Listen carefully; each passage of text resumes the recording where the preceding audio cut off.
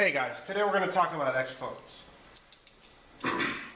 Now we know with exponents that the large number is what we call the base. And we know that the smaller number to the upper right hand corner of that base is called the power. And that's what we would end up multiplying this number by itself this many times. And we can see a couple of examples of those down here. I have x squared, which works out to be x times x.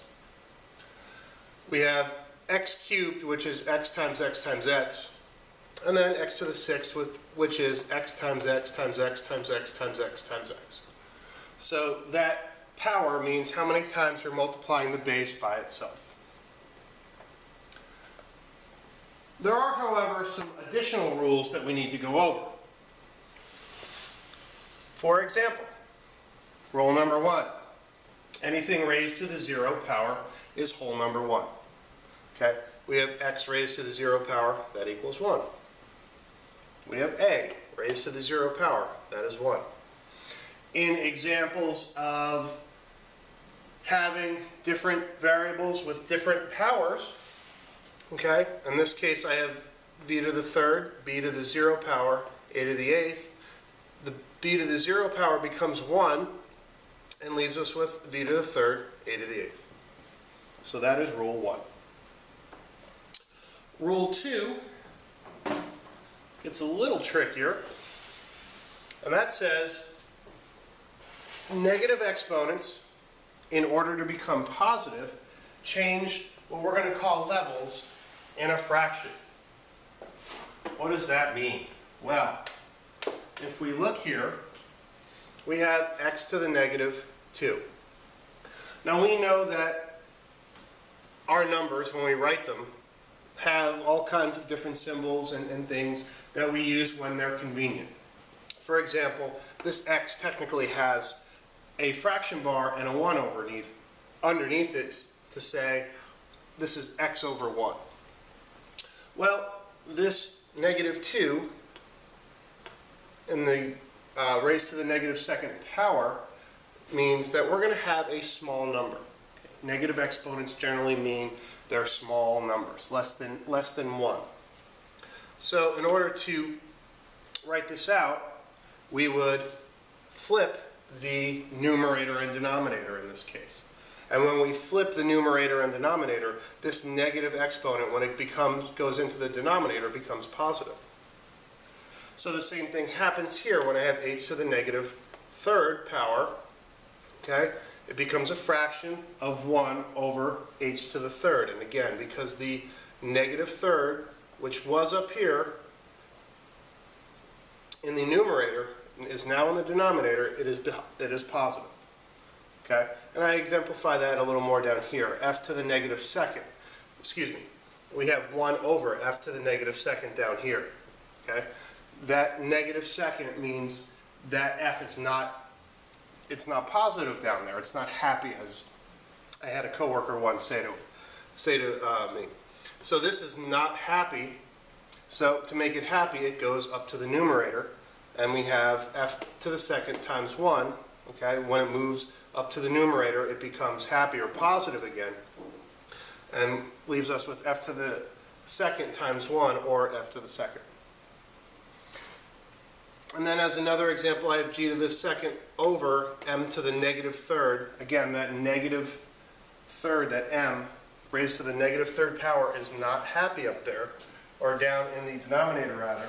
So it wants to move up to the numerator, leaving us with g squared, because g to the second is not affected, and then m to the third. That power is now positive. So that is rule 2. Negative exponents. Rule 3 is about multiplying exponents. And then when we're multiplying powers, add the exponents of like terms together. So we can see that there is a to the second times a to the third. That means I'd have a to the fifth. Okay, I'm just going to take these two exponents and add them together. Some examples down here, n to the 5th times n to the 8th leaves me with n to the 13th. Here I have h to the 4th, v to the 5th, h to the 2nd. Remember, I'm combining terms with like bases. So I don't have a match for v to the 5th, so that remains the same. And then I have h to the 4th, h to the 2nd, 4 plus 2 is 6, so I have h to the 6th, v to the 5th. And then it's also important to note that if I just have a letter there, it is still raised to a power. It is raised to the first power. So m to the 1st times m to the 1st times m to the 1st times m to the 1st. Again, adding those exponents together leaves me with m to the 4th. Okay, Rule 4. Rule 4 sort of piggybacks on Rule 3 in that when we're raising a power to a power, that's when we multiply the powers together. Okay, so if I have x to the 5th raised to the 2nd power, that means I have x to the 5th times x to the 5th, and we just learned that when we are just multiplying these together, we add those exponents together. Okay, so 5 plus 5 is 10, or 5 times 2 is 10.